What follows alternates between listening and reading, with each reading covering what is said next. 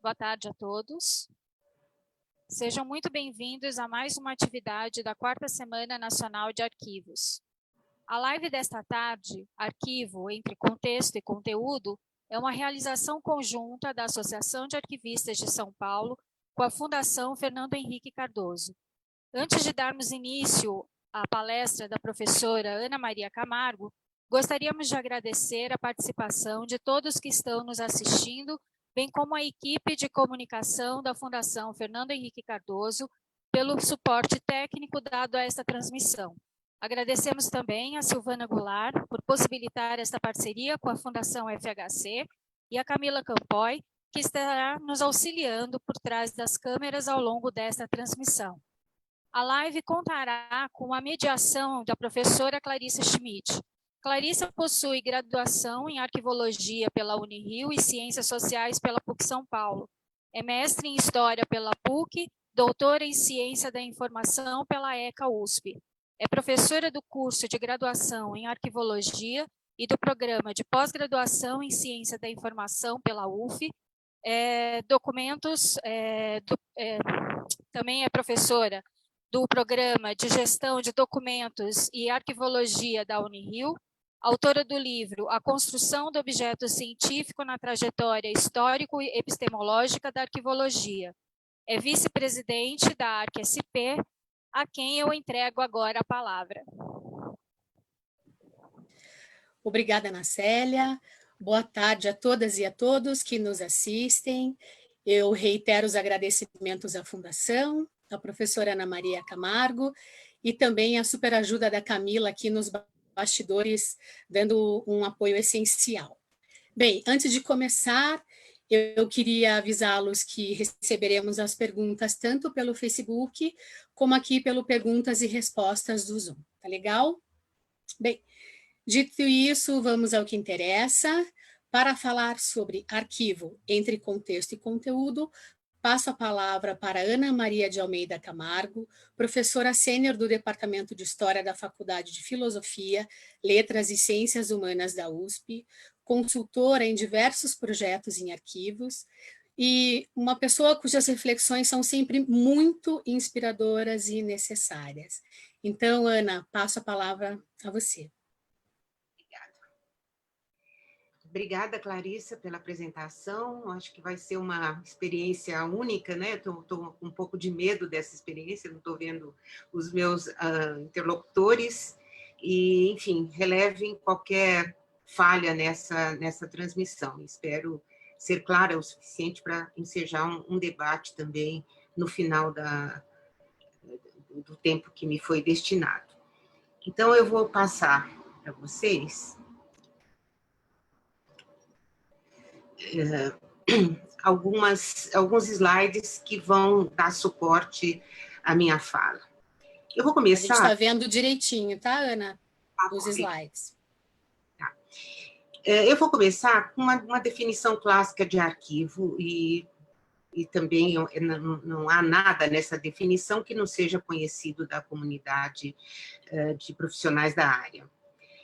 Nós sempre definimos os arquivos dizendo que eles são documentos independentemente de gênero, suporte, formato, forma ou espécie. Eu acrescentaria, sobretudo neste momento que nós estamos vivendo, mais dois elementos aí que, a rigor, não interfeririam nessa consideração do que são os documentos de arquivo. A técnica de registro, nós temos a filmagem, a gravação como técnicas de registro menos convencionais do que a escrita, né, que nasce junto com os arquivos. E nós temos exemplos assim bastante interessantes para evocar nesse momento. Por exemplo, a própria filmagem da reunião ministerial do dia 22 de abril, que seria um exemplo de documento, né? Nós poderíamos até tentar definir se é documento de arquivo ou não, com toda a polêmica que gerou.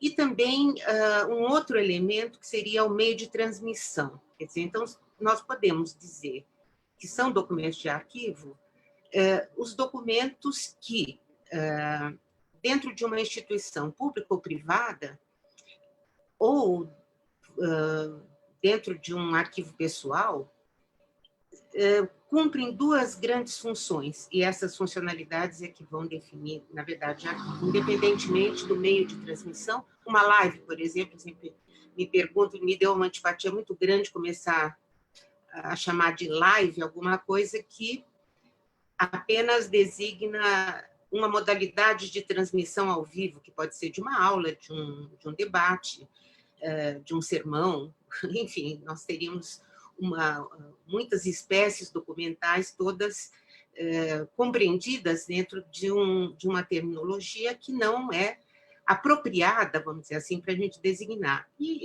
haveria também aí uma contradição nos termos, na medida em que, sendo uma transmissão ao vivo, ela só se transformaria em documento de arquivo se fosse estabilizada, né? Se fosse gravada e perpetuada como dentro das espécies cabíveis, né?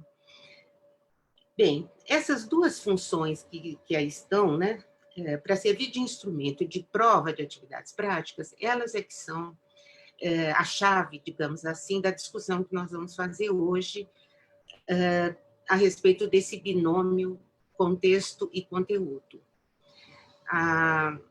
Os documentos de arquivo, eles são preservados, né, são acumulados por pessoas na medida em que eles servem de veículo para o cumprimento de atividades práticas e são retidos a título de prova. Então, eles têm um efeito probatório, e é sobre esse efeito probatório que eu vou discorrer sobre esse binômio. O estatuto probatório dos documentos de arquivo, ele incide sobre esta atividade imediata da qual esses documentos resultam. Essa atividade para a qual o documento serviu de veículo e que, ao mesmo tempo,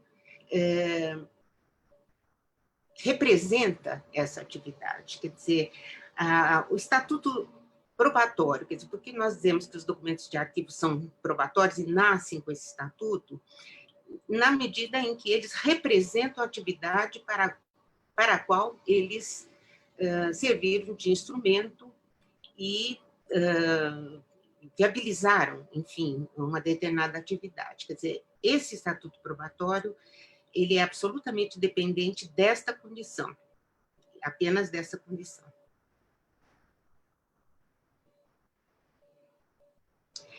Esse tipo de representação, né, que é característica dos documentos de arquivo, é quase como se fosse uma equivalência, né? Nós temos o documento de arquivo equivalendo a uma atividade que ele passa a representar, sobretudo na forma escrita, mas não só, né?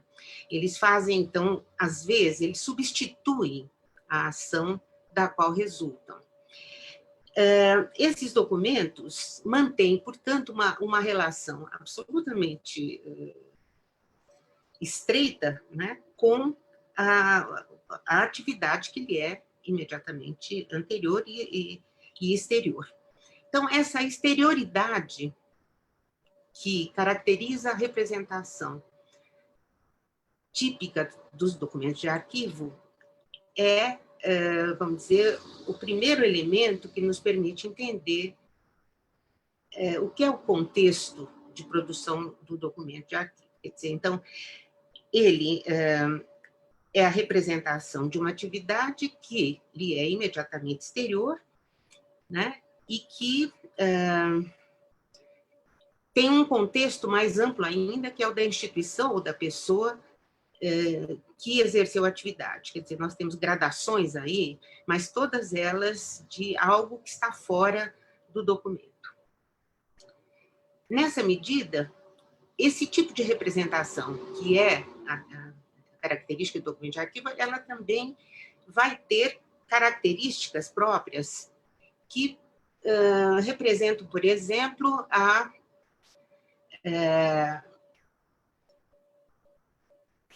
ideia de um sentido único. Quer dizer, Porque o documento de arquivo viabiliza uma ação, tem que representá-la e servir de prova para o exercício dessa atividade, ele aspira o tempo todo a um único sentido, a chamada monossemia, quer dizer, ele não pode ser polissêmico, nós temos que, esse documento, ele tem que representar a ação sem dar margem a nenhuma ambiguidade. Então, esses elementos de redução da ambiguidade, que são característicos do documento de arquivo, são exemplificados aqui, neste caso, com um formulário, né?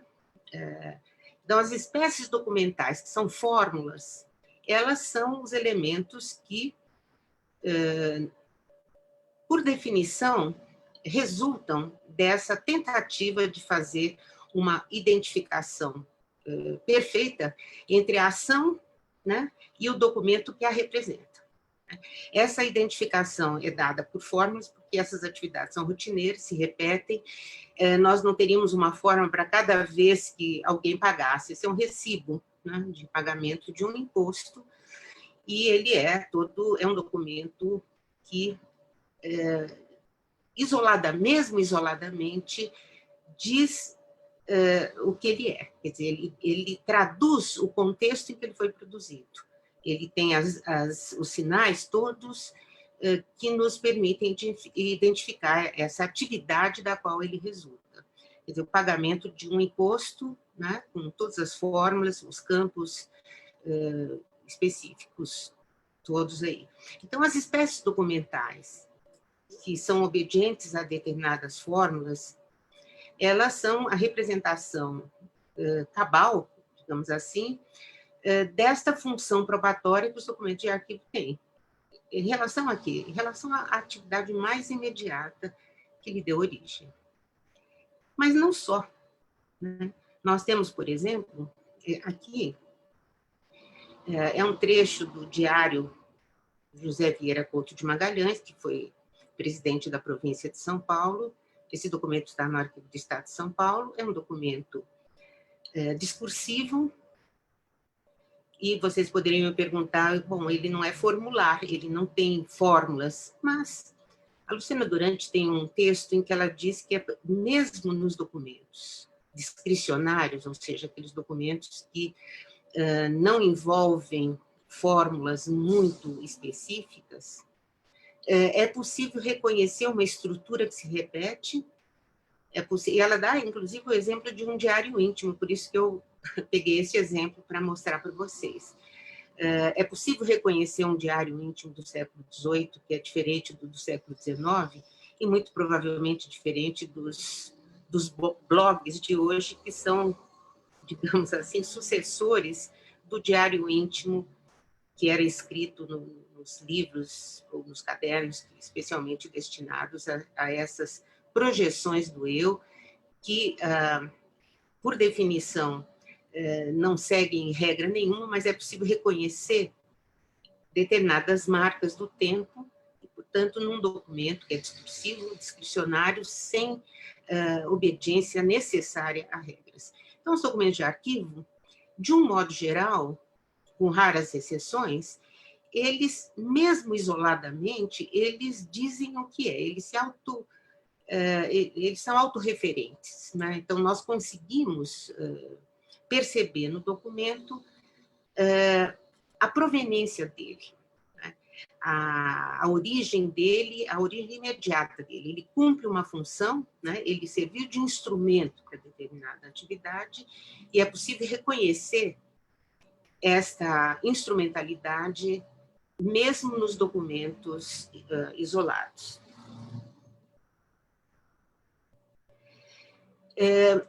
De certo modo, essas considerações iniciais, elas mostram para nós isso que eu coloco aí como uma centralidade dos conceitos de contexto e de proveniência dentro da teoria arquivística. Quer dizer, nós vamos ver que muitos dos elementos, inclusive todos os procedimentos metodológicos, são derivados desse efeito de representação da atividade imediata do documento.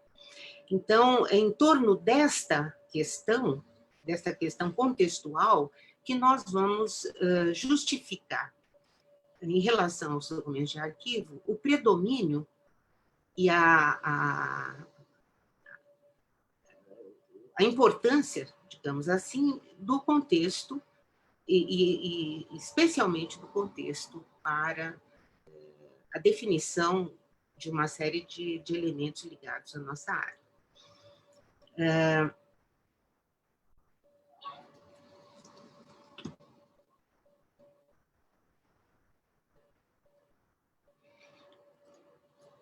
Eu aqui faço uma citação muito interessante de um autor recente. Ele vai fazer uma comparação entre bibliotecas e arquivos, e ele diz que o bibliotecário descreve o que vê, ao passo que o arquivista descreve aquilo que não vê, ou seja, aquilo que está fora do documento. É uma observação interessante, por isso que está aí citada, porque muitas vezes nós discutimos essa centralidade do contexto, porque o que nos é dado ver do documento, nós lemos o documento, né? Nós temos um contato imediato com o seu conteúdo, mas aquilo que importa para devolver esse documento à sua instrumentalidade original está fora dele, né? As pistas para isso se encontram dentro do seu conteúdo, mas nós não vemos de imediato esses elementos contextuais que vão ser a base, vamos dizer, de toda a fundamentação teórica da nossa área. Se nós lembrarmos que a autenticidade, que é um dos conceitos mais importantes para nós, né? Como é que ela vem definida nos manuais ou nos dicionários? Ela vem definida de uma forma até muito pouco, parece até um jogo de palavras. O documento é autêntico quando ele é aquilo que ele parece ser. Em geral, vem assim a definição, parece uma charada. Na verdade, a autenticidade é uma condição que os documentos de arquivo têm, que quando é possível, a partir dele, caracterizar a sua origem. Então, essa definição de autenticidade que está colocada aí, que não se encontra nos manuais e nem nos dicionários, ela mostra essa condição. Quer dizer, o documento ele tem os elementos que são necessários para que a gente estabeleça a sua proveniência, a sua origem. E depois eu vou discutir um pouco o próprio conceito de origem, a que origem nós estamos nos referindo. Então, retenham essa ideia de que esse documento de arquivo ele tem que ser identificado por nós com essas condições. Se ele perde essas condições, ele deixa de ser um documento com as características do documento de arquivo. Ele pode até ser o documento, de um modo geral, para outras áreas. Mas, para ser de arquivo, ele tem que ter essas condições. Ele tem que permitir, por vários... E aí nós vamos ver quais são os critérios que nos permitem reconhecer esta proveniência. É uma condição absolutamente necessária no caso dos documentos de arquivo. O primeiro elemento, que é aquele que para nós é o mais canônico, né, são os sinais de validação. Um documento de arquivo ele tem assinaturas, aí é um exemplo do Congresso de Viena, né, com a assinatura de todos os membros, foi em 1815, todos os países que são signatários assinam com seus respectivos timbres, e é um exemplo aí que reúne timbre mais assinatura como sinais de validação. Nós temos, no mundo moderno, outros sinais de validação, carimbos, logotipos, e papéis timbrados, e uma série de outros elementos que podem ser designativos, né, do órgão da atividade que promoveu, né, esse documento. Mas há sinais que não são tão evidentes, né? São as chamadas informações não verbais. Quem se refere a essas informações não verbais é uma grande teórica da nossa área, Angélica Menig-Haaretz, nesse trabalho dela, que é de 1992, ela faz referência aos elementos que não são manifestos, digamos assim, nos documentos, mas que permitem conhecer a origem, a proveniência do documento. São a posição que o documento ocupa num determinado conjunto de documentos é um dos exemplos que ela dá, e nós vamos ver depois, com um exemplo que eu vou dar, como é que isso pode aparecer. Então, nós temos, em geral, nos documentos de arquivo, elementos manifestos e não manifestos que nos permitem entender a sua proveniência, a atividade que lhe deu origem, essa atividade mais imediata. Então, nós chegamos ao contexto a partir de elementos diversos. O exemplo que eu gostaria de dar, não está muito claro, talvez para vocês lerem, mas me pareceu interessante. Vocês têm aqui uma espécie de prospecto, se tivesse que definir a espécie desse documento, ao invés de chamar de folder, como muitos preferem, ou de folheto, privilegiando o formato, eu diria que é um prospecto na medida em que ele apresenta uma determinada religião, é algo que não se define nem como religião, mas como seita ou como uma filosofia, que é a cultura racional, algo que surgiu no Rio de Janeiro na década de 30, e depois foi cultuado. Muita gente conhece esse movimento do universo em desencanto, porque o Tim Maia, nosso cantor Tim Maia, aderiu a essa seita e produziu discos que hoje são uma raridade. O Tim Maia é racional, quer dizer, ele usa a filosofia dessa cultura racional e produz e faz músicas que hoje são disputadíssimas, né, pelos colecionadores, porque são raridades. Ele abandonou depois, ele entrou na década de 80 nesse grupo, que eles são uma dissidência também da Umbanda. Então, tem várias. Eu não vou entrar no mérito dessa e nem explicar para vocês, não tenho a pretensão de explicar o que é a cultura racional, existe até hoje, né? Mas eu queria mostrar esse documento. É um documento em 2 páginas, quer dizer, frente e verso, eu coloquei os 2 aí para vocês darem uma olhada. Não tem grandes sinais de validação nesse documento. O que aparece como sinal de validação, no topo da primeira página, à esquerda, vocês têm uma espécie de marca do movimento, e no final da segunda página existe um endereço em Belfort Roxo, no Rio de Janeiro, que é o lugar onde se construiu um templo desse movimento da cultura racional, que fala em disco voador, fala em várias coisas, né? Então, tem um endereço, mas não tem uma data. Esse documento é um documento impresso, portanto, um documento múltiplo. Se nós formos analisar esse documento, nós teríamos que levar em consideração uma série de elementos, mas ele, em termos de sinais de validação, para que nós possamos descobrir qual é a origem dele, são poucos. Quer dizer, nós temos aí um endereço, portanto, e uma marca que nos levam a um determinado movimento, mas o que está exposto nesse documento são os elementos da própria filosofia do movimento, são preceitos, quer dizer, é um documento que prega determinados conceitos e proclama determinadas verdades para um público que eles pretendem converter, né? Então, é um documento que tem essa finalidade, essa instrumentalidade, e cuja origem é esse movimento da cultura racional, do universo em desencanto.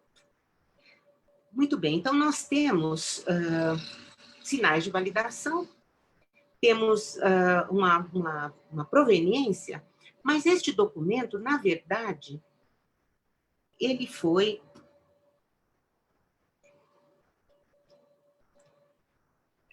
ele foi tirado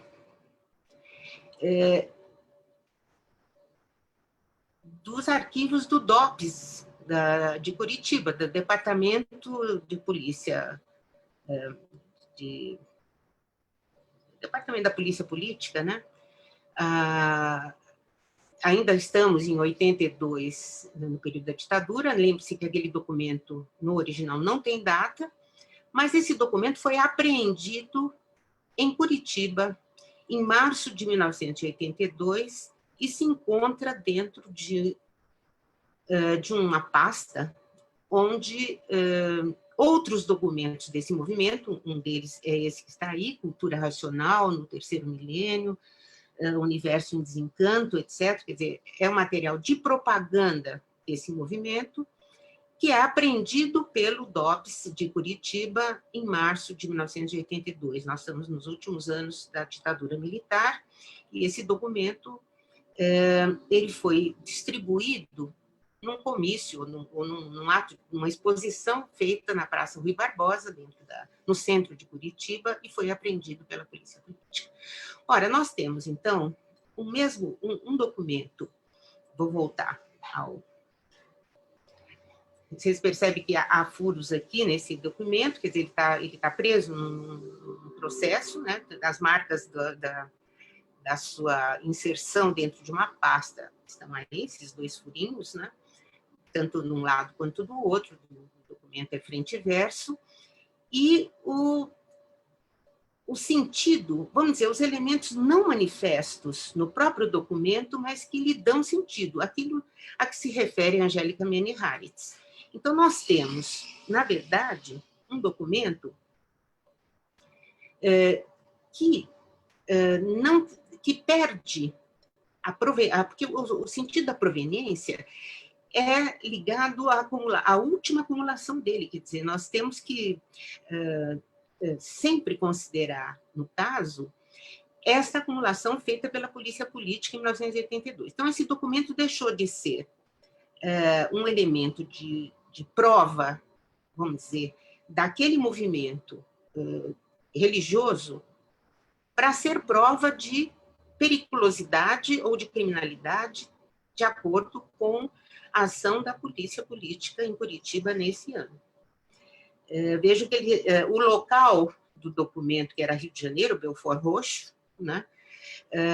Agora ele foi classificado como um documento de Curitiba, 1982, porque ele foi apreendido como um elemento, como um documento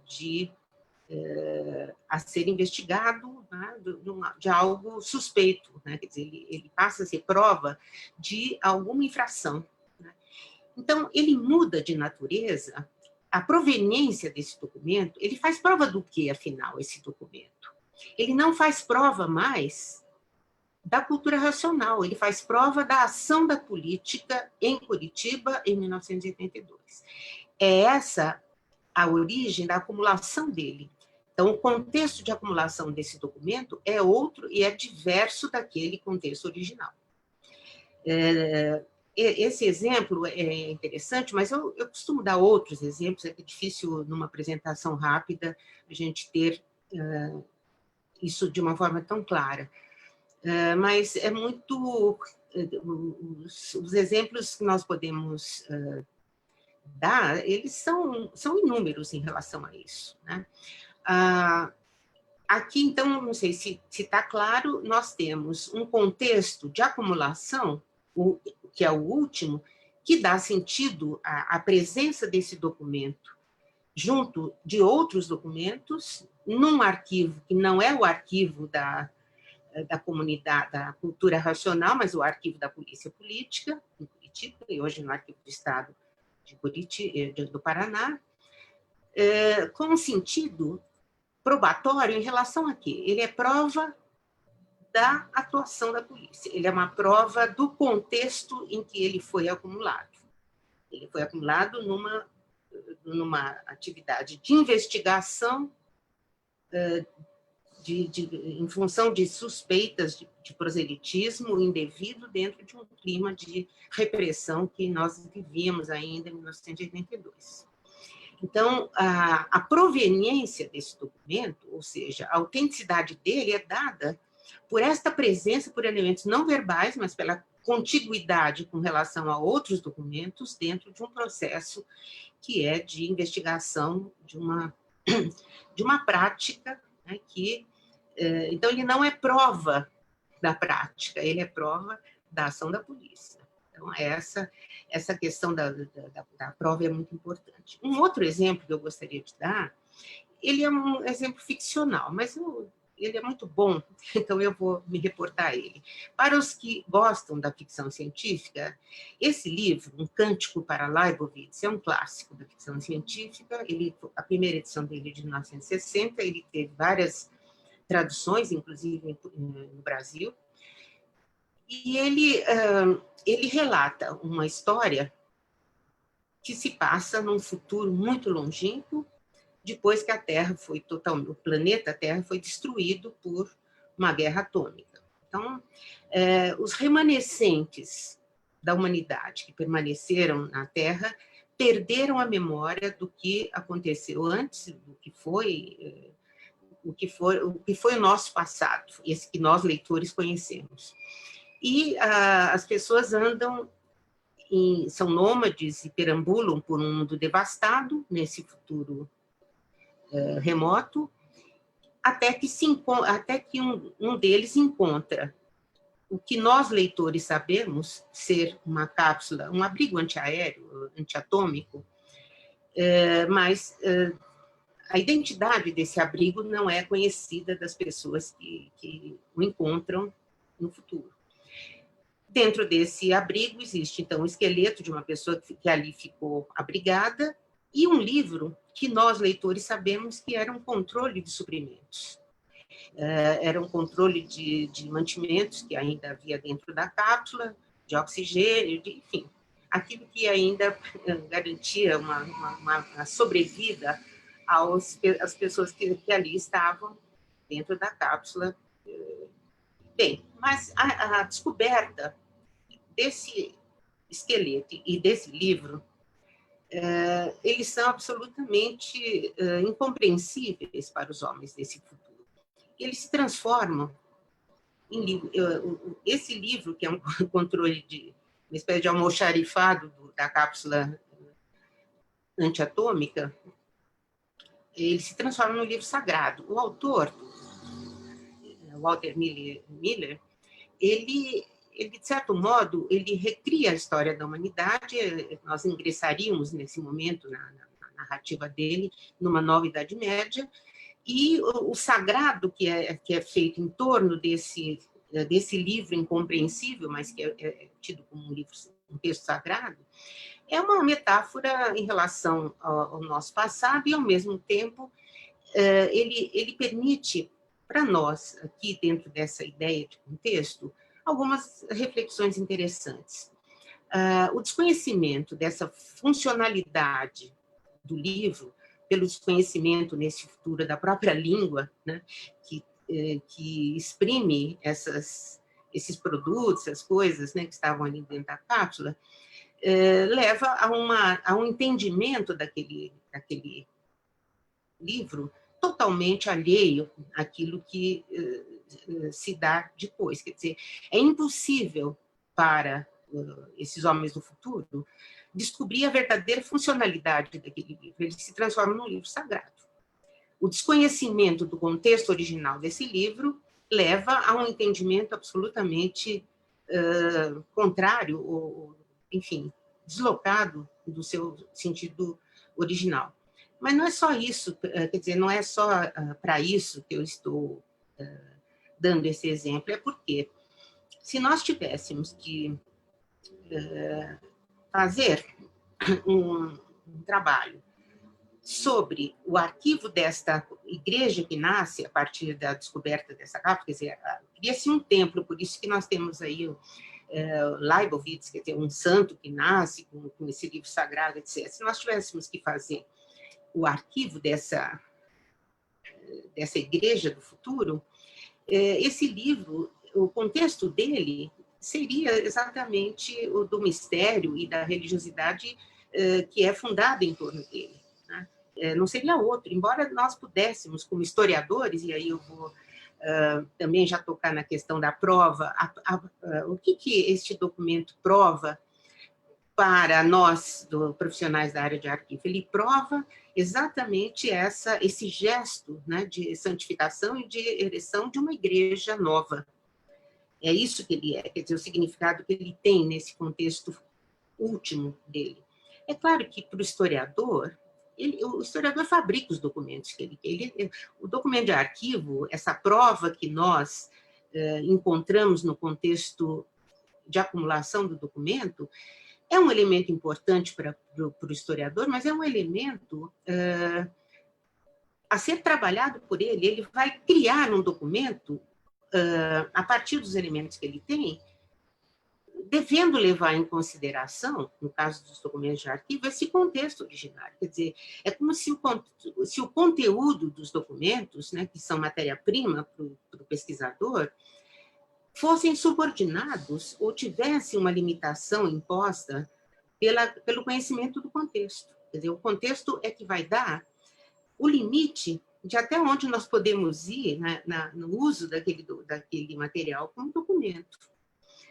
Então, nós temos, a partir desses exemplos e dessa pincelada geral que eu dei aí na questão, mais uma questão, quer dizer, a abordagem metodológica que nós, arquivistas, temos que privilegiar é aquela que se volta para o contexto, né? É aquela que vai discutir os esquemas de classificação, os esquemas de identificação, de abordagem dos documentos, restituindo esses documentos a essa funcionalidade original, criando condições para que essa funcionalidade de acumulação do documento se estabilize, inclusive. Ela não é tributária do uso que o historiador vai fazer sobre ela, como alguns autores pós-modernos sugeriram. Esta abordagem metodológica, que é o que nós temos praticado, inclusive na Fundação Fernando Henrique Cardoso, em outras situações, ela é totalmente assentada nesta ideia de que a chave da compreensão dos documentos de arquivo é o seu contexto mais imediato de acumulação. Quando nós falamos de produção, nós pensamos nessa acumulação final, que é o sentido último que esses documentos tiveram dentro de um arquivo. E eu vou concluir essa minha breve passagem por esse tema com uma definição mais concisa do que seja arquivo, dizendo que ele é, na verdade, um conjunto de documentos autênticos, ou seja, de documentos cuja proveniência, cujo contexto originário nós podemos determinar. A arquivologia é a ciência dos documentos autênticos, e os arquivos são os conjuntos de documentos autênticos. É uma pequena provocação para nós, tá? Obrigada. Ana, muito obrigada. É sempre muito instigante ouvir você falar. Hoje você trouxe uma apresentação necessária para a gente pensar os elementos que nos permitem identificar o contexto, né, desse documento de arquivo. Então, nesse sentido, eu queria que você falasse um pouquinho mais do que você colocou agora no final, da importância das funções arquivísticas, dos procedimentos arquivísticos nesse sentido, fundamentalmente em relação à função classificação, né? A gente observa algumas perspectivas que pretendem olhar o documento não a partir do seu contexto, mas a partir do seu conteúdo, e isso no campo dos arquivos. Então, eu queria que você falasse um pouquinho sobre isso para a gente, por favor. Então, acho que todo o nosso trabalho com os arquivos, eu vou falar nos arquivos permanentes, quando nós temos que dar a eles restituir a esse conjunto de documentos a sua lógica original. Essa lógica, ela se exprime através de alguns elementos. Então, a classificação, mesmo quando... Porque há vários conceitos aí que nos confundem muitas vezes, que são do respeito à ordem original, do respeito ao princípio da proveniência. A classificação, que eu sei que é uma especialidade sua, Clarissa, mas eu estou vendo a classificação como uma disposição que obedeceria a uma lógica dessa acumulação final do documento. Quando ela não está clara para nós, porque ela pode se apresentar para nós num arquivo permanente absolutamente alterada, o nosso trabalho seria esse, né? O de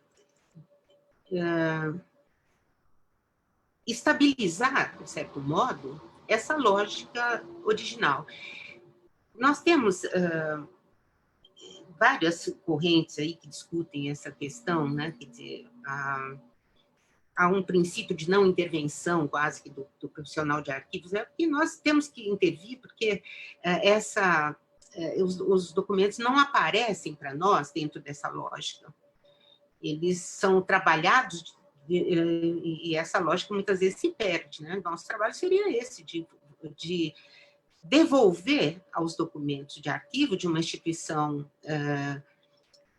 que não funciona mais, ou que não está mais atuante, ou cujos documentos já passaram pelo processo de avaliação e já ingressaram na fase permanente, nós temos que mantê-los dentro da mesma lógica pela qual eles foram acumulados, muito embora ela se mostre, às vezes, para nós, de forma confusa. Nós temos, às vezes, uma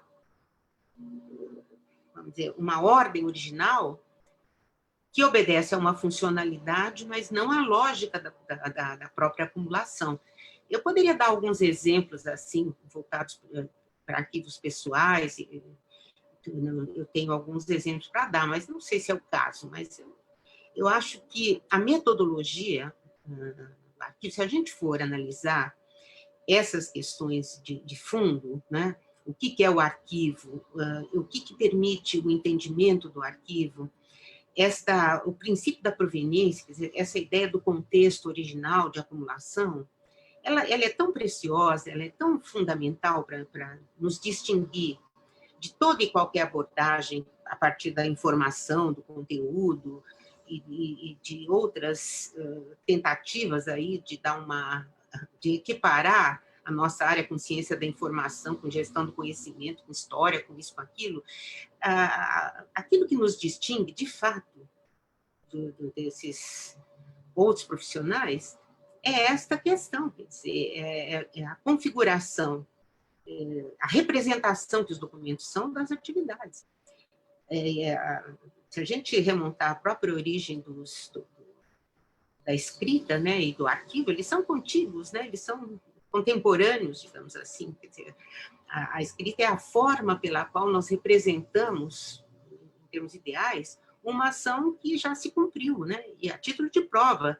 Então, nós temos todos esses elementos para manter a atualidade daquela representação. Quer dizer, nós somos isso o tempo todo, é esse contexto que nós temos que definir. E esse contexto, ele se apresenta para nós de uma forma complexa, muitas vezes. Uma instituição complexa, ela tem uma série de segmentos, de repartições, né, de elementos no seu interior que permitem recuperar essa lógica original de produção. A classificação, ela na minha opinião, ela está dentro dessa tarefa que é complexa e difícil, né, de devolver aos documentos, mesmo depois de uma avaliação em que nós diminuímos a sua quantidade, etc., devolver essa lógica original, da sua acumulação original. Ana, vou pedir para você fechar a tua apresentação, por favor, e aí eu vou seguir com as perguntas.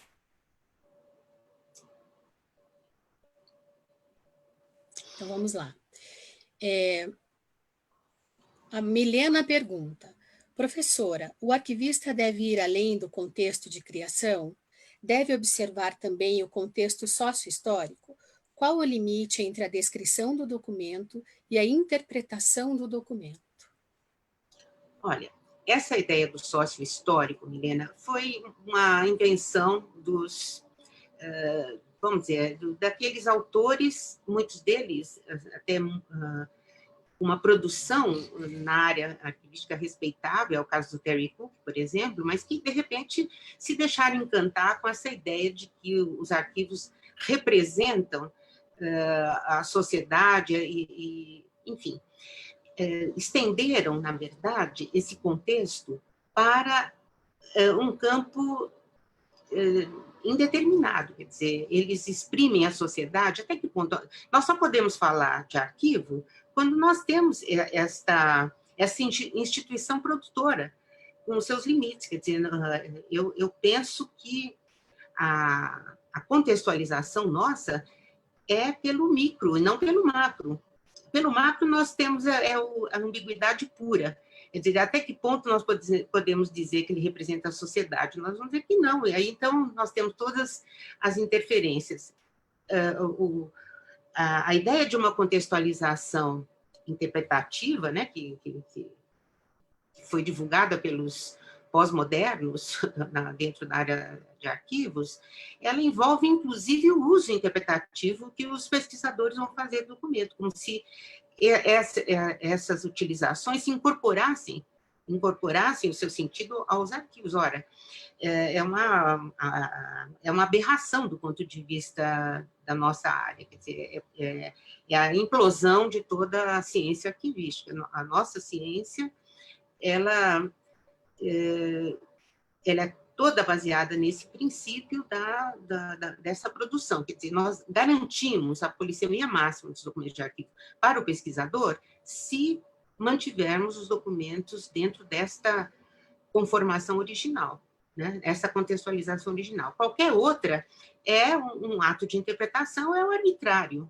Então, isso tudo nasce na África do Sul, Verne Harris, todo mundo ficou muito encantado com as posições dele, porque é como se os arquivos tivessem vida própria, como se eles fossem racistas, como se eles promovessem o apartheid. O arquivo não fala, o arquivo não anda, o arquivo não se move, nós é que fazemos com que ele fale. Então, Angélica Meniharitz, depois que ela fala desses elementos não verbais, dessas informações não verbais que nos permitem contextualizar os documentos, ela ainda fala num outro texto uma coisa importantíssima. Quer dizer, o arquivo é fragmentário o tempo todo, ele não pode ser lido, ele não é um discurso. E todas essas tentativas, né, de contextualização para a sociedade, etc., ela supõe que o arquivo vai ser lido, né? Ele não é um livro, ele tem que ser interpretado, né? Então, ele não é algo para ser lido. Então, essas analogias que foram feitas a partir de uma leitura enviesada e mal feita do Foucault, do Derrida e de todos os outros que falaram a palavra arquivo no sentido metafórico, ela não tem nada a ver com essa metodologia que nós defendemos, né? É uma questão polêmica, mas eu topo essa discussão.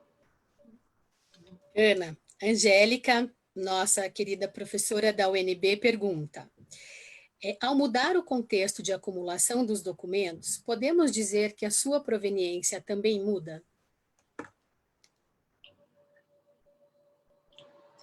Um documento, ele pode, aquele exemplo que eu dei, ele mostra assim, um documento que tem, na sua origem, uma proveniência, ele era um documento de arquivo para a entidade Cultura Racional, no Rio de Janeiro, ele foi produzido imediatamente por ele, mas, no arquivo, ele ganha um outro contexto, que é o contexto final da acumulação dele. O conceito de produção que nós usamos à torta direita, Antônia Herédia, é que ela diz, nós não precisamos dizer que o documento foi produzido e recebido, não sei o quê. O produzido para Antônia Herédia é o documento acumulado no seu estágio final. É desse documento produzido que nós falamos, quer dizer, o documento no arquivo, tal qual eu tirei do arquivo, né, desse repositório do DOPS de Curitiba, ele tem um outro sentido né? Ele está num outro arquivo e ele tem uma outra coisa. Quem também fala muito nisso, desses contextos, e faz uma comparação muito boa, é a Suma Kemish, lá na Austrália. Ela, quando fala dos arquivos pessoais, ela diz: as cartas num arquivo pessoal, elas podem ser lidas, interpretadas pelas pessoas interessadas no conteúdo dessas cartas, historiadores da literatura, etc., vamos supor, no arquivo de um escritor, mas elas, antes de mais nada, elas são a prova de um relacionamento que esse titular do arquivo manteve com amigos, com profissionais, com editores, etc. Então, existe uma contextualização que se sobrepõe, inclusive, aos demais usos que esse documento tem. Eu vou ler os documentos como intérprete da literatura, eu vou ler o conteúdo desses documentos. O limite dessa minha leitura, e por isso os historiadores, desde muito de séculos até, eles têm uma visão desconfiada das fontes. Quer dizer, nenhum historiador comprou essa ideia de que os documentos de arquivo fazem prova de alguma coisa que não interessa para o historiador, né? Eles fazem prova de uma atividade da instituição. Agora, como historiador, se eu desconheço esse contexto em que o documento nasce, eu perco muita coisa. Eu posso dar vários exemplos, e há exemplos, voltando ao Paraná, as posturas municipais de Curitiba, as posturas municipais, de um modo geral, elas são uma herança medieval, elas se repetem em todas as cidades do Brasil, elas têm uma estrutura similar, ela é um documento, portanto, formular, quase. Então, um historiador que desconheça esta condição de herança de uma prática administrativa que se repete em todo o mundo português,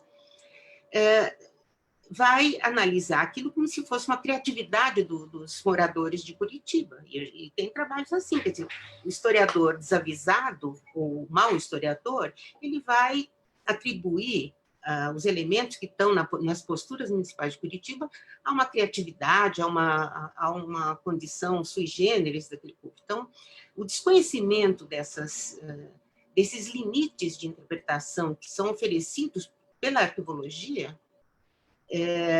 eles têm uma consequência negativa. Eu acho que eu escapei um pouco da pergunta da Angélica, mas eu acho que o contexto original, vamos dizer, o primeiro contexto, ele é um elemento importante para nós conhecer, mas aquele que preside a classificação desse documento e a manutenção dele dentro desse contexto original de produção, ou seja, de acumulação, é o último deles, e não o primeiro. Então, seria, não sei se eu respondo a pergunta da Angélica, mas seria mais ou menos assim. Responde sim, Ana, respondeu. Recebemos uma outra pergunta também bastante interessante, mas ela não está identificada, que diz o seguinte: como se estabelece a relação entre arquivologia e ciência da informação quando pensamos em contexto e não em conteúdo? Olha, eu tenho uma opinião assim, um pouco crítica sobre essa questão da ciência da informação. Acho que nós não somos uma ciência da informação na área de arquivos. Acho que nosso objeto não é a informação, é o documento cuja proveniência nós conhecemos, cuja proveniência é possível identificar. Portanto, é o documento autêntico. Esse é o nosso objeto. Ele passa longe da informação. Então, foi um arranjo, na verdade.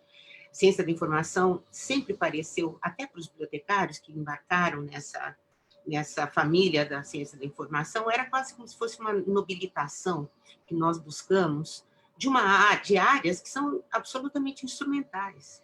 É como se nós nos valorizássemos um pouco. Nós não somos arquivistas, nós somos cientistas da informação, somos gestores do conhecimento, somos isso, somos aquilo. Quer dizer, são nomes alternativos para uma função que não trata diretamente com a informação. A informação é um veículo para nós. Claro, nós vamos ler os documentos e vamos saber exatamente de onde eles são e vamos tentar determinar a sua origem. Há documentos, quando nós perdemos essa possibilidade das informações não verbais, nós nunca mais vamos recuperar o sentido desse documento. Ele perde o estatuto documental, deixa de provar qualquer coisa, né?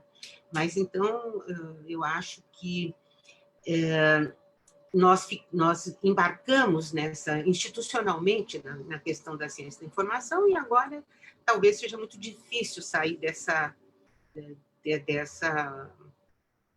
prisão, digamos assim, porque ela não, é um rótulo, e ela não significa absolutamente nada. E na medida em que nós abraçamos esse novo rótulo com todas as suas filosofias, teorias, etc., nós deixamos de lado aquilo que é essencial e que nos distingue de todos. Nós, de certo modo, nós implodimos a nossa área, muitas vezes, porque nós começamos a dar novos nomes para coisas que, só porque é mundo digital, então é como se, de repente, o documento já não fosse mais documento, é outra coisa, né? É captura, é isso, é aquilo. Quer dizer, nós criamos um vocabulário novo e desconhecemos esta ciência que é tão antiga, né? Essa prática que vem lá de tempos imemoriais, né? E que tentou se consolidar como uma disciplina científica, tanto quanto a história e outras áreas do conhecimento, mas que não pode ser sacrificada, de repente, só em nome de alguma desvalorização social. Os arquivos, na verdade, eles são o tempo todo instrumentais, por isso que eles são invisíveis. Não é porque nós vamos chamar de ciência da informação que ele vai ficar mais visível, né? Ele vai continuar sendo um instrumento e só vai aparecer quando não funciona. Mas ele é essencial, né? Ele é uma área importantíssima, mas ele tem essa característica da invisibilidade, da instrumentalidade. Eu sempre acho que toda reflexão que a gente faz sobre arquivos é uma reflexão sobre essa instrumentalidade. A teoria arquivística é sobre isso. E nisso não há demérito nenhum, nós não precisamos dourar essa pílula, né, dizendo que nós somos uma outra coisa, sendo que arquivo tem um pejorativo envolvido com arquivo, quer dizer, hoje a palavra é polissêmica, tem milhares de sentidos, queima de arquivo, enfim, nós temos um problema, então a gente não é desviando da palavra que nós vamos evitar esse problema, né? Então... Ana, muito bom, é super importante ouvir você falar sobre isso. Agora eu tenho uma pergunta do nosso colega da UF, Renato de Matos. Gostaria que a Ana Maria comentasse a abordagem contextual quando tratamos de bibliotecas em arquivos pessoais e também em coleções de outras naturezas. Uma pergunta sugestiva também do Renato. Na Fundação, nós tínhamos a possibilidade de tratar da biblioteca do titular a partir dos critérios de contextualização que nós temos, que elegemos como um critério fundamental para todo e qualquer documento do nosso acervo. As bibliotecas, na verdade, elas, embora os livros sejam entidades discretas, como por exemplo, tem começo, meio e fim, elas podem... os livros sempre podem ser tratados como individualidades, ao contrário dos documentos de arquivo. Eles podem ser tratados, e nós fizemos um esforço nesse sentido, como elementos ligados a determinadas funcionalidades do titular. Quer dizer, há um interesse por sociologia, um interesse por antropologia, que não é só da biblioteca de Fernando Henrique Cardoso, mas também de Ruth Cardoso, quer dizer, existem conjuntos documentais que, paralelamente à sua identificação individualizada, porque eles são sempre procurados pelo seu autor, pelo ano de publicação, pelo seu título e assunto, eles fazem parte também de determinados contextos que podem ser definidos a partir dessa ideia, né? Interesse por determinadas coisas. Então, num arquivo, os objetos, por exemplo, as coleções de objetos que equivocadamente são considerados documentos tridimensionais, é uma definição errada, né? Mas, enfim, os objetos que são, eles todos também foram contextualizados com os mesmos critérios de arquivo, eles não são documentos de arquivo, mas eles foram tratados como se fossem, eles entraram a título de homenagem, de presentes de Estado. Nós temos uma infinidade de objetos dentro do acervo da Fundação Fernando Henrique Cardoso, que tiveram essa contextualização. Quando nós não pudemos, por falta de informações, dar essa contextualização, esse material perdeu o estatuto documental, na verdade, né? Quer dizer, um objeto qualquer que não diz o que ele é, só pelas suas propriedades físico-químicas, ele não define a sua funcionalidade. Nós temos vários exemplos interessantes para dar a respeito disso. Quando nós conseguimos recuperar esse contexto, ele é contextualizado como se fosse um papel, né? Como se fosse um documento tradicional. Então, é um tipo de abordagem que foi dada a todo e qualquer material, inclusive biblioteca, né? E menos, porque a biblioteca ela foi tratada como livro de biblioteca também, né? Mas esse contexto foi mantido. Ana, nosso colega André Ancona Lopes faz um comentário e emenda numa pergunta. Sobre a provocação de um arquivo ser um conjunto de documentos autênticos, gostaria de perguntar a respeito da ordem original. Vemos muitos casos de conjuntos de documentos originais largados, né, entre aspas, ou organizados, entre aspas, tematicamente, que não logram manter a organicidade dos documentos. O próprio complemento da palestra, em resposta às considerações da professora Clarissa, foi bastante marcado no aspecto da ordem original. Será que não se poderia complementar a provocação no sentido de pensar em um conjunto com a organicidade?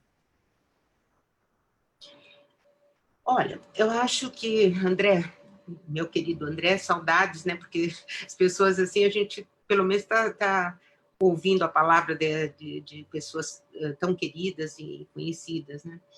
A ordem original sempre foi um problema, né? Eu gosto de ilustrar essa questão com o arquivo do Plínio Salgado, que foi parar em Rio Claro.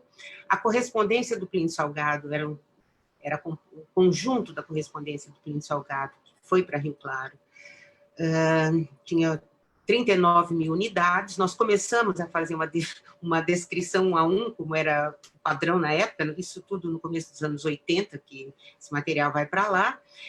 E o sentido dessa ordem original, que, digamos, quer dizer, esse material foi organizado pelo seu titular e pelo secretário do titular, desta maneira, a ordem geográfica, ele estava toda, a correspondência toda dividida por estado, dentro do estado pelos municípios, em ordem alfabética, e dentro dos municípios, na ordem alfabética dos correspondentes, com os envelopes, com os endereços, etc. Havia esse conjunto com 39 mil unidades, a correspondência ativa e passiva dele, toda organizada geograficamente, e uma outra parte, cujo título era Mentiras, Diatribes e Infâmias. Ou seja, as cartas, e eram só cartas nesse conjunto das mentiras e diatribes e infâmias, era um título parecido com esse. Os correspondentes não correligionários, não adeptos do Partido de Representação Popular, nem da Ação Integralista Brasileira, eles estavam todos nessa pasta, era correspondência. Então, o resto que estava organizado geograficamente era utilizado como se fosse uma grande agenda. Se ele tivesse que ir lá para o Ceará, ou qualquer outra cidade, lá a primeira coisa que se via era assim, quais são os amigos dessa, que lá estão, pelos endereços. Então, ele funcionava como uma agenda quase, quer dizer, a funcionalidade dessa correspondência era dada por essa capacidade de informar os amigos que poderiam se ser procurados nesses lugares. Então, tinha essa organização para poder atender a isso. Na época em que nós estávamos em Rio Claro, não existia banco de dados, não tinha nada disso. Nós podíamos manter essa ordem para ser fiéis à maneira como estavam, só que a ordem das infâmias, mentiras e diatribes, nós teríamos que manter também, certo? Quer dizer, nós tínhamos que revelar aos pesquisadores esse critério que já não atenderia, a funcionalidade imediata pelo qual ele foi ordenado. Quer dizer, a ordem original, na literatura arquivística, a ordem original ela tem vários entendimentos. Um deles é o da lógica de acumulação. A lógica de acumulação das cartas não é geográfica. A lógica de acumulação das cartas é cronológica. É a lógica do tempo, né? Então, se nós entendermos essa ordem original como dentro dessa chave da lógica de acumulação, nós desmancharíamos essa ordem fisicamente e deixaríamos na ordem cronológica, porque é ela que vai. Ora, hoje em dia, a manutenção dessa ordem física dos documentos, ela é irrelevante, na verdade, porque nós podemos guardar esses documentos, nós identificamos um a um esses documentos e vamos colocá-los, podemos depois recuperá-los pelo local, pela data, pelo remetente, podemos fazer essa recuperação de várias maneiras. Quer dizer, esse problema hoje, ele deixou de ter a premência que teve na época em que eu organizei esse arquivo, que eu comecei a organizar, não cheguei nem a organizar totalmente o arquivo, mas ele tinha essa característica. Perder essa funcionalidade, né, fazer com que ela desaparecesse, seria muito errado da nossa parte. Eu acho que ter recebido o arquivo, que estava na Universidade de Guarulhos, foi para Rio Claro, ele ainda tinha uma função ativa de reunião dos correligionários, dos adeptos do integralismo, simpatizantes, apesar de Jânio Salgado já ter morrido, mas ele funcionava como uma agenda de endereços. Era essa a função dessa ordem, essa organização do material. Então, acho que são coisas... Na teoria arquivística, se você vai ler sobre a ordem original, as pessoas abrem mão daquilo, porque muitos autores lembram dessa lógica. Essa lógica de acumulação original, eu acredito que ela seja o fator primordial para nós. Acho que nós devemos respeitá-la. Essa lógica, né? A lógica de uma ordenação que facilitaria, né? Eu acho que põe na ordem alfabética, põe nisso, e depois acabou, gente, porque essa funcionalidade imediata deixa de existir e você não acha mais as coisas. Você não procura mais pelo nome da pessoa, nem pelo número de protocolo e tudo. São coisas que vão se tornando obsoletas como critérios de encontrar o documento, né, na sua forma originária, né, antes da avaliação, né, na sua forma ativa, digamos assim. Não sei se eu respondi, né, mas de fato é um problema, né? Ana, Noemi Andresa Penha pergunta: gostaria de saber como fazer identificação de tipologia, pensando no contexto original para documentos iconográficos. Bem, nós tivemos que enfrentar esse problema no Fundação Fernando Henrique Cardoso, e nós desenvolvemos lá, criamos tipos documentais, são poucos, eles não têm a mesma variedade do documento escrito, mas nós temos retrato, temos reportagem fotográfica, temos ensaio fotográfico. Nós criamos, isso está no nosso portal também, no livro Tempo e Circunstância, nós criamos uma metodologia para documento iconográfico. Como é que eles eram tratados antes? Quer dizer, o André própria Ana Lopes fez uma tese sobre isso, a Aline também, quer dizer, nós temos toda uma produção hoje em torno do documento iconográfico, da imagem, né? E nós temos um repertório limitado, né? A fotografia, afinal, ela encontrar na fotografia fórmula, porque o esforço é esse, quer dizer, qual é a fórmula que é possível reconhecer independentemente do conteúdo da imagem, porque na maioria dos arquivos, o que aparece?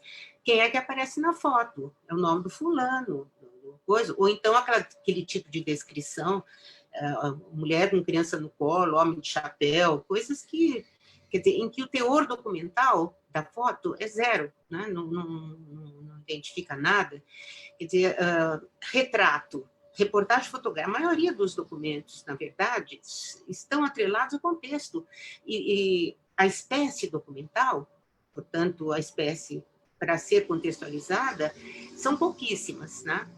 As variações que nós encontramos, reportagem, que é a maioria dos documentos, que pode ter mais de um ou um só, né? Então, você tem um aniversário, uma festinha de aniversário, alguém bate uma fotografia ou duas, é uma reportagem, quer dizer, a cobertura é o resultado da cobertura imagética de um evento. Em geral, ela é um documento coletivo, tem mais de uma imagem, mas pode não ter, pode ter sobrado uma só, e assim mesmo uma reportagem. Quer dizer, na definição que nós fizemos, há controvérsias sobre reportagem. Reportagem, para alguns, se você estiver analisando documento jornalístico, chamado reportagem, para alguns autores, reportagem é algo elaborado, não é um material bruto, produto justamente dessa cobertura imagética que nós fazemos. Agora, esse é um problema menor. O mais importante no trabalho é justamente encontrar o contexto imediato, porque o contexto remoto, a ISADG preconiza, né? Começamos do macro para o micro. Eu proponho o contrário, gente. Ou nós começamos do micro, porque o macro é o terreno da ambiguidade. Não adianta falar que aquilo se refere a uma instituição como a Secretaria da Fazenda, um documento da Fazenda. Não, nós temos que saber que aquilo é cobrança de imposto, que é algo muito específico. Quer dizer, o aspecto probatório do documento de arquivo incide sobre a ação mais imediata dele. E há alguns autores que criticam justamente a ISADG, a NOBRAD e seus desdobramentos, exatamente por isso, né? Porque é como se fosse uma regra da ordem universal começar do maior para o menor. Não, é o menor que é representado no documento, não é o maior, né? Então, no caso das fotos, encontrar essa atividade menor que determina, vamos dizer, aquelas imagens, é a chave do trabalho. A fotografia se descontextualiza com maior facilidade. A maioria dos arquivos tem um conjunto imenso de fotos nunca identificadas. Não adianta identificar a mulher com criança, com homem com chapéu, porque isso e nada é a mesma coisa, né? Então, nós temos que zelar por esta identificação, por essa classificação imediata dos documentos, e evitando aquilo que eu sempre digo que acontece, que a mãe faz o álbum de fotografia, depois passam-se os anos, ela não reconhece nem os filhos ali, porque ela não põe o nome, nossa, sou eu aqui, ou é meu filho, quer dizer, tudo precisa de data e de identificação, né? Não tendo isso, de contexto, é um documento que realmente é como os objetos, né? Eles se perdem, nós nunca saberemos em que contexto aquilo entrou. Quer dizer, ele prova o quê? Nada, né? A gente não tem esse aspecto probatório, que é o do documento autêntico, ele desaparece. Ana, nosso colega Zé Francisco, da UFMG, pergunta: nem sempre os elementos que permitem compreender o lugar lógico do documento em um conjunto, o contexto originário, estão dados pelos elementos diplomáticos, como sinais de validação ou outros elementos que os substituam, ou que lhes sejam análogos. E compreender as informações não verbais também não é um exercício óbvio. Em arquivos pessoais, isso é bastante frequente, exigindo do profissional de arquivo perspicácia e habilidade para executar uma pesquisa em fontes externas ao arquivo para compreender o sentido da acumulação dos documentos. Gostaria que você comentasse a respeito da importância dessa habilidade para a pesquisa na formação dos profissionais de arquivo e o quanto isso vem ou não se refletindo nos instrumentos que resultam das práticas arquivísticas, os instrumentos de gestão. Muito bem.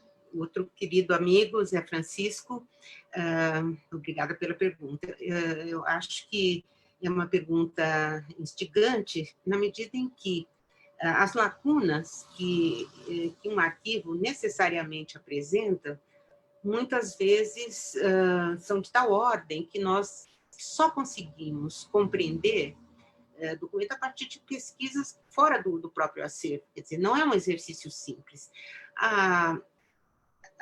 Essa separação que existe hoje entre assim, essa rivalidade, eu diria, entre historiadores e arquivistas, como se eles fossem profissionais quase que inimigos e não tivessem nada a ver, foi uma pena ter acontecido isso, porque, na verdade, se nós vamos ver a origem do próprio trabalho de busca da proveniência, que na Itália chama-se de método histórico, é um pouco a busca é quase uma investigação de história. Se nós pensarmos, por exemplo, nos arquivos de um regime antigo, né, instituições que deixaram de existir e que deixaram de ter sucedâneos, né, na administração pública, ou mesmo de pessoas, mas de uma época mais remota, nós temos necessidade, muitas vezes, para compreender a presença de determinadas coisas e contextualizar efetivamente o material, nós teríamos que recorrer a uma pesquisa, né? Então, a fazer uma investigação, uma incursão aí por outros materiais para poder resolver. Se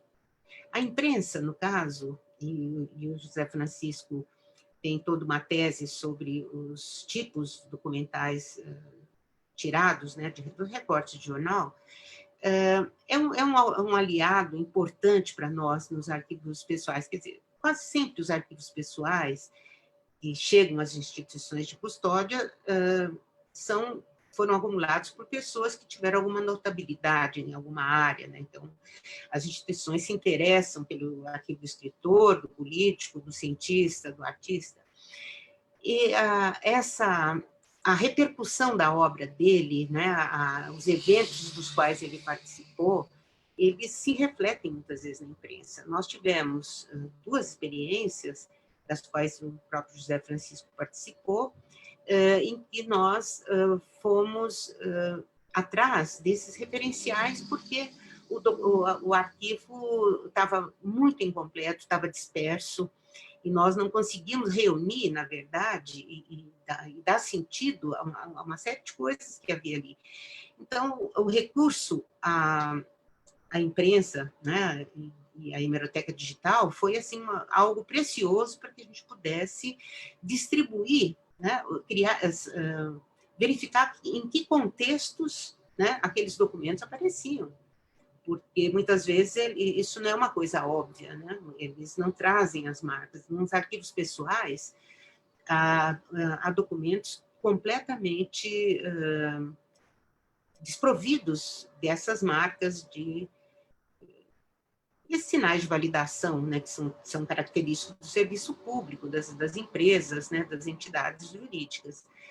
Mas, então, acho que esse perfil do pesquisador e uma certa erudição, até, para compreender determinados universos, ele é uma questão necessária. Então, todos nós vamos nos deparar um dia com uma coisa que não conhecemos, né? Nós fizemos o arquivo de uma cantora do começo do século XX, lá no Rio de Janeiro, quer dizer, então é um universo da música, e nem todos têm formação para compreender isso, para definir determinadas atividades que ela realizou, e assim por diante. Quer dizer, nós temos que nos preparar, muitas vezes, para fazer essas incursões. No momento, nós estamos fazendo um trabalho em São Paulo com o Museu da Diversidade Sexual, uma travesti que foi militante, teve uma atuação muito grande, Cláudia Wander, e é um arquivo cheio de lacunas, e é fundamental para a gente compreender uma boa parte dos documentos que ali estão, essa investigação na imprensa. A sorte é que é algo mais recente, ela teve uma participação grande também na Europa, ela morou muito tempo na Suíça, enfim. Nós temos aí um conjunto de fontes para pesquisar que não estão no arquivo dela. Os arquivos são coisas rarefeitas, incompletas, dispersas, né? Então, essa necessidade dos caminhos da pesquisa e da recurso a entrevistas e outras coisas é algo bastante importante. Ana, agora eu vou juntar duas perguntas, uma da Rosali, da Unirio, e outra da Ana Célia Rodrigues, da UF. Elas, de alguma forma, se complementam. Rosali pergunta, diante do exemplo do documento encontrado no DOPS do Paraná, relativo ao folder da igreja frequentada pelo Tim Maia, considerado como fruto de uma atividade subversiva dentro de um contexto, pode-se então distinguir o conceito de proveniência do conceito de procedência? E Ana Célia pergunta, você afirmou que o sentido da proveniência é dado pela última acumulação. Isso é uma atribuição de sentido? Me pareceu que seria isso no prospecto que você usou como exemplo, agrupado pelo DOPS. E no caso dos documentos públicos, o contexto de produção é regulado pelo procedimento. Olha, obrigada pelas perguntas, duas profissionais queridas também, né, Rosali e Ana Célia. Essa ideia do último, da acumulação final, é uma ideia talvez polêmica mesmo, porque do ponto de vista diplomático, nós vamos poder ver sempre o documento na sua fórmula originária. Nós temos exemplos assim de mudança de significado daquilo na trajetória de uma pessoa, por exemplo, no arquivo de uma pessoa. No serviço público, essas alterações, elas ocorrem, eu suponho que menos frequentemente, quer dizer, nós vamos encontrar entre o material apreendido, é o exemplo que eu mais conheço, né? Os documentos dos arquivos da Polícia Política, eles nos fornecem exemplos os mais interessantes.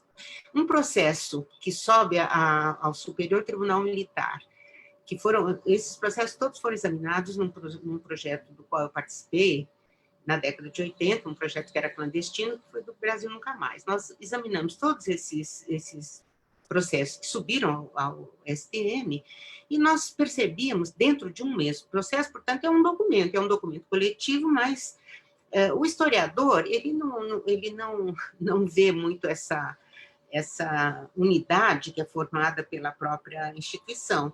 O que você tem dentro do processo acabado, né? Quer dizer, tendo já colhido na fase policial, quer dizer, os inquéritos na fase policial, na fase judicial, você tem um intervalo de tempo muito pequeno entre um e outro, depoimentos contraditórios da mesma pessoa indagada sobre o mesmo assunto. Quer dizer, na fase policial, ela assina um documento relatando determinadas coisas e ela assina um outro na fase judicial do processo com um outro relato totalmente diferente. Muito bem. Então, a compreensão porque o arquivo da polícia se mantém na fase policial, o arquivo da polícia, você tem relatos que foram obtidos nessa fase, foram obtidos sob tortura. Então, a diferença é essa, existe uma discrepância entre um e outro, e nós sempre, quando falamos de autenticidade dos documentos, nós confundimos com veracidade. Onde está a verdade aqui nesse caso? Essa é uma visão simplista dessa coisa. Quer dizer, para nós, o depoimento de determinado preso político na fase policial, ele é apenas prova da atividade policial, não é prova do seu comportamento, não é prova da sua militância, nunca foi. Embora os historiadores que tenham trabalhado com esse material não tivessem feito essa distinção. E há muitas teses que procuraram valorizar quem nunca delatou ninguém na tortura, sabe, coisas assim completamente absurdas, quer dizer, sem levar em conta o contexto de produção imediato desse material. Então, nunca nenhum desses depoimentos poderia ser tratado como constituindo prova do comportamento das pessoas e das organizações a que elas pertenceram. Eles são provas, o primeiro, da atividade policial, e outra prova da auditoria, onde a fase judicial desse processo continuou.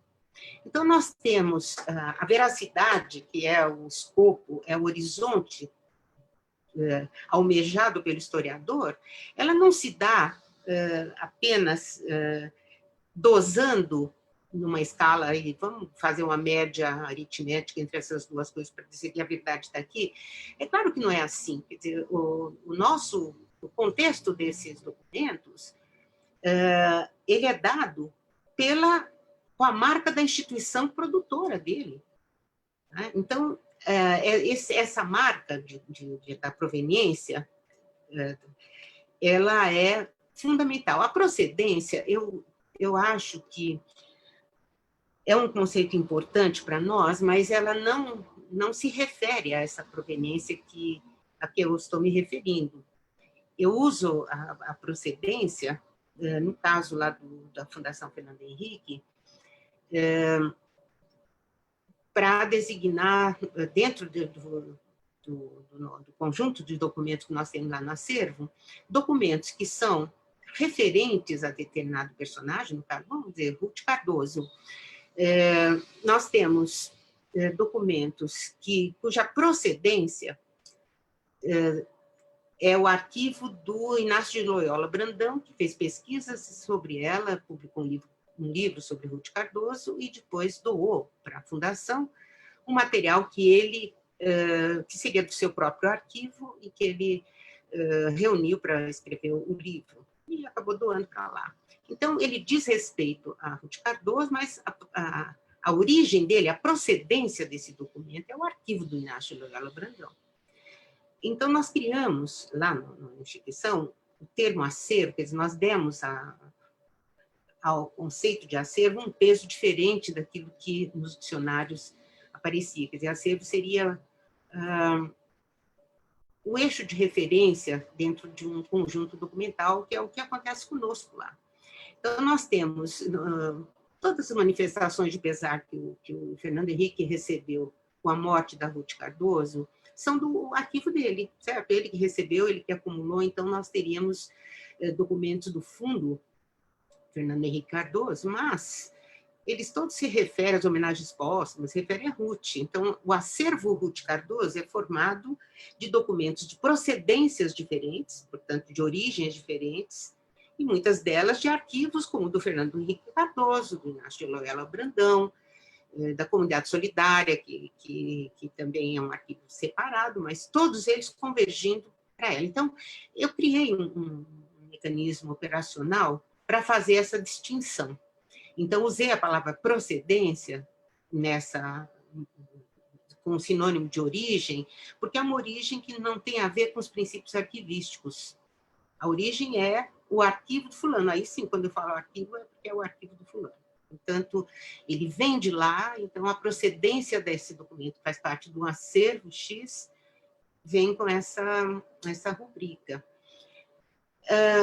A ideia de ser o último é uma ideia que também surgiu de experiências várias, no caso, já que nós estamos falando da Fundação Fernando Henrique Cardoso, nós temos documentos que foram originalmente reunidos dentro do arquivo, que sequer é um fundo fechado. Vejam bem a situação, né? Nós estamos recebendo documentos, esses documentos são passíveis ainda de alguma avaliação feita pelo titular, né? Então, nós estamos falando de uma coisa meio em andamento. A documentação do SEBRAP, da qual Fernando Henrique Cardoso foi diretor, ela está representada no seu arquivo por vários documentos. Um deles é uma pesquisa que foi feita durante o período em que ele foi presidente do SEBRAP, sobre o comportamento eleitoral na cidade de São Paulo. Anos depois, esse documento, que foi gerado por uma pesquisa custeada pela Ford Foundation sobre o comportamento eleitoral dos paulistanos, foi utilizada por ele quando ele se candidatou a prefeito de São Paulo. Então, aquele documento, ele se desloca dentro do arquivo. Ele é manuseado para efeitos de um uso que não estava previsto. Quer dizer, eu detesto essa palavra ressignificação, mas foi isso que aconteceu. Quer dizer, um documento cuja matriz, neste caso, eu não vejo problema de nós colocarmos os dois contextos que esse documento tem, se a gente consegue recuperar, né? Nós temos os dois contextos presentes no mesmo arquivo, o que não acontece com o exemplo que eu dei do Paraná. O contexto original é Rio de Janeiro, esse documento está... O que ele foi fazer lá em Curitiba? As pessoas estavam distribuindo, panfletando com esse documento uma praça de Curitiba, e eles foram apreendidos lá. Quer dizer, a data de classificação do documento é março de 1982, Curitiba, Praça Rui Barbosa. Então, ele foi localizado num outro lugar. No caso do arquivo Fernando Henrique, foi possível distinguir essas duas funcionalidades que o documento teve. E isso é um problema arquivístico. Eu acho que eu não tenho resposta para tudo. No caso, eu acho que não custaria a gente colocar essas duas coisas. É um rigor que nós... é um preciosismo também da nossa parte, né? Um rigor que é possível fazer. A Ana Célia Rodrigues sempre me deu exemplos de documentos que tinham no mesmo suporte, portanto, ele era uma unidade documental, eles tinham duas funcionalidades. São dois tipos documentais num só. Como é que nós vamos fazer? Nós sempre definimos o documento né? Ele pode ter vários contextos. Essa ideia da contextualização, para nós, é uma chave de ouro no tratamento arquivístico, porque o mesmo documento ele pode ter mais de um contexto. Ele tem um contexto do SEBRAP e tem um contexto das eleições. Ele tem essa dupla funcionalidade. É um documento só, que tem as marcas. Agora, a Ana Célia sempre me deu o exemplo de documentos nas prefeituras onde ela se inspirou, onde ela atuou como consultora, de documentos que aproveitam o mesmo suporte, portanto, ele tem uma unidade física única, né? E ele tem dois tipos documentais, são duas espécies documentais numa só. Então, são questões que nós temos que discutir, né? Não são dadas, os manuais não falam disso, mas a nossa experiência coloca problemas, e como nós vamos resolver isso? Eu também tenho dúvidas, eu não sei. Gostaria de ouvir a Ana Célia falando sobre essa questão, como é que a gente pode resolver essa dupla, duas espécies numa só, dois em um. No contexto, nós temos muitos. Ana, Ieda Bernardes pergunta qual a relação entre a atribuição de valores aos documentos e a classificação, e como avaliar documentos acumulados que perderam a memória de seu contexto original de produção. E eu emendo a pergunta da Silvana Goulart. Em que medida a internet contribuiu ou contribui para obscurecer o contexto do documento até para especialistas? Olha, acho que a avaliação, a atribuição de valores, ela tem aspectos assim bastante controvertidos, né? Porque, a rigor, a avaliação que é praticada por nós, sob inspiração do Schellenberg e de outros teóricos mais próximos de nós, ela sempre privilegiou determinados documentos em detrimento de outros e de certo modo, colocou como documentos secundários os documentos que viabilizavam as ações. Quer dizer, nós nunca tivemos uma avaliação de proporcionalidade da produção, correspondendo à proporcionalidade em que esses documentos foram produzidos. Quer dizer, para isso, nós teríamos que não só fazer uma avaliação assentada num conhecimento real do que foi produzido, coisa que nós nunca pudemos fazer, porque realmente essa conexão com a administração, com a produção, ela também sempre foi problemática, né? Então, nós não temos uma ideia de, vamos dizer, um Tribunal de Justiça de São Paulo não sabe exatamente quantas ações de despejo fez num determinado período, um período de crise, então essas ações de despejo foram muito volumosas e em outros foi menos. Quer dizer, então, esta avaliação, levando em conta os números de produção, quer dizer, e para que ela fosse proporcional, de acordo com alguns teóricos da área, né, um Lodolini, por exemplo, que sempre colocou, sempre questionou, né, os critérios de Schellenberg, de valorização das chamadas atividades finalísticas, né, como se... Então, há uma discussão aí entre finalidade e meio, e, enfim, essa discussão também nunca foi feita assim, até as últimas consequências. Então, nós nunca vamos ter, de fato, uma avaliação que represente, que consiga, né, depois de enxugados os documentos, consiga reproduzir a instituição na sua essência. A Angélica Meni-Harris, ela tem uns textos sobre avaliação que são preciosos, porque ela fala sobre isso, quer dizer, nós temos que fazer com que a instituição seja reconhecível, né? Mais enxuta, quer dizer, mais enxuta o que é? Nós vamos tirar dela todas as atividades meio, vamos manter só as atividades finalísticas.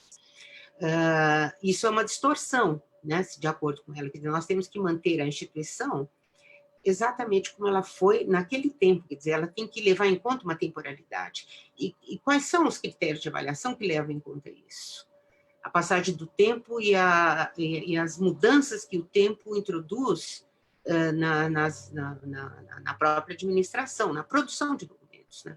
Então, essas questões, elas vão ficar sempre muito, de uma forma muito, tratadas de uma forma muito menos coerente com a teoria, né, do que nós gostaríamos, né? Acho que o esforço que todos nós fizemos no Brasil para criar as tabelas de temporalidade, de fazer planos de classificação, com base nas comissões de avaliação, nas comissões de pessoas atuantes nas diversas áreas, foi assim o máximo que nós conseguimos fazer. Agora, até que ponto isso de fato representa aquilo que foi produzido, né, em termos quantitativos mesmo, para que aquilo que o Manuel Vasquez falava, né, quer dizer, é um corpo obeso que nós temos que emagrecer no serviço público, mas nós não podemos furar a perna dele, temos que mantê-lo com a mesma configuração, mais magro, né? Mas proporcionalmente, quer dizer, essa proporcionalidade que a justiça tentou, quer dizer, nos critérios de amostragem, mas ao criar exceções também distorcem isso, porque os novos direitos vão ser todos conservados e os velhos a gente pode jogar tudo fora, jogar qualquer coisa fora. Quer dizer, nós temos um problema nessa área cuja solução seria o de controle da produção. Só esse que seria a forma de resolver, porque nós controlamos o que é feito e abatemos diminuímos esse volume a partir desses elementos, né? Conservando essas no tempo, né? Levando essa equação que elas não pode também abrir mão da temporalidade, né? Da passagem do tempo, eu diria, não da temporalidade no sentido de vigência, mas das transformações, digamos assim, né? que o tempo impõe, né? a essas quantidades, né? A esses volumes. No mundo digital, isso ficou mais fácil, ficou mais próximo de nós, se a gente conseguisse, de fato, ter um controle dessa produção. Né? E parece que o SEI e outros sistemas que estão sendo utilizados não vão proporcionar isso para nós. Eu acho que nós temos esse ideal do governo do Estado, nós vamos ter um governo sem papel, nós vamos ter um governo sem arquivo, né, sem memória, é isso que nós vamos ter. Eu sou muito pessimista em relação a essas palavras de ordem, a essas coisas, eu não vejo como nós estamos pensando. Então, a pergunta da Silvana, da Ieda, também agradeço as duas, né, duas amigas queridas também. Eu sou pessimista em relação àquilo que nós temos feito, apesar de todo o esforço e do mérito que o sistema de arquivos do Estado de São Paulo tem. Que, sem dúvida nenhuma, é um monumento perto de tudo aquilo que se vem fazendo no Brasil, né? Com esta dificuldade, né, que nós temos de ter um controle, de fato, da gestão, a ponto de ter essa avaliação que reduza esse volume proporcionalmente. Até porque a macroclassificação é um impeditivo. Quer dizer, já que nós estamos falando também dessa contextualização, até que ponto nós conseguimos fazer essa avaliação de forma justa, pensando nesses patamares mais elevados, né, de classificação. Nós não vamos conseguir. Aí nós perdemos, né, toda a substância, digamos assim, né, do que nós produzimos como material para viabilizar o governo. Né? Então, não é pelo macro. Essa é uma questão chave para mim. Não sei se eu respondi, né, se eu compreendi também bem a pergunta. Ana, a gente tem mais um monte de perguntas. Jair, Vanderlei, Celina, Raquel, Juliana e muitos outros mandaram perguntas super importantes e interessantes, mas o nosso tempo está acabando. Então, a gente vai registrar essas perguntas, vamos passar para você. Quem sabe a gente organiza uma outra live, você se anima e a gente já vai começar partindo dessas perguntas, tá? Então, Ana, tenho só que te agradecer, foi muito importante ouvir você falar, foram aulas diferentes de uma temática que perpassou outras. Então, mais uma vez, muito obrigada pela disponibilidade, agradeço também a todos que estão presentes assistindo, né? E passo agora a palavra para a Ana Célia Navarro. Antes de passar a palavra, eu também desculpa, Ana. Tá bom, deixa você encerrar.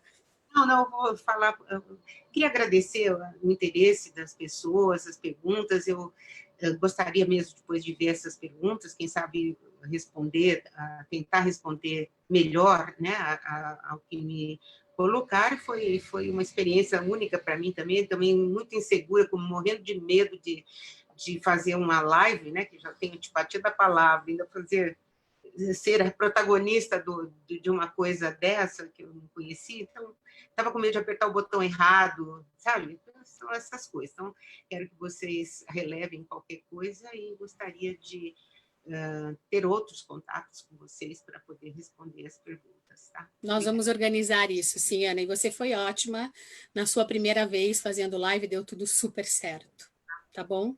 Obrigada. Ana Célia, com você. Obrigada, Clarissa. Obrigada, Ana.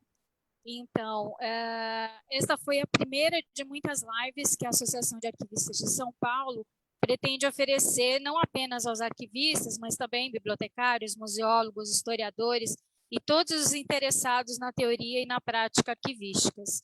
No início da próxima semana, começaremos a divulgação de nova programação e nós vamos, então, divulgar em todos os nossos canais.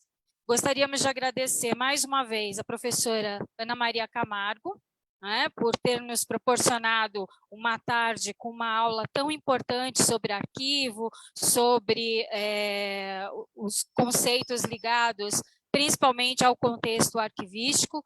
Gostaríamos de agradecer a Clarissa e também a Camila, por trás das câmeras, como eu já havia falado.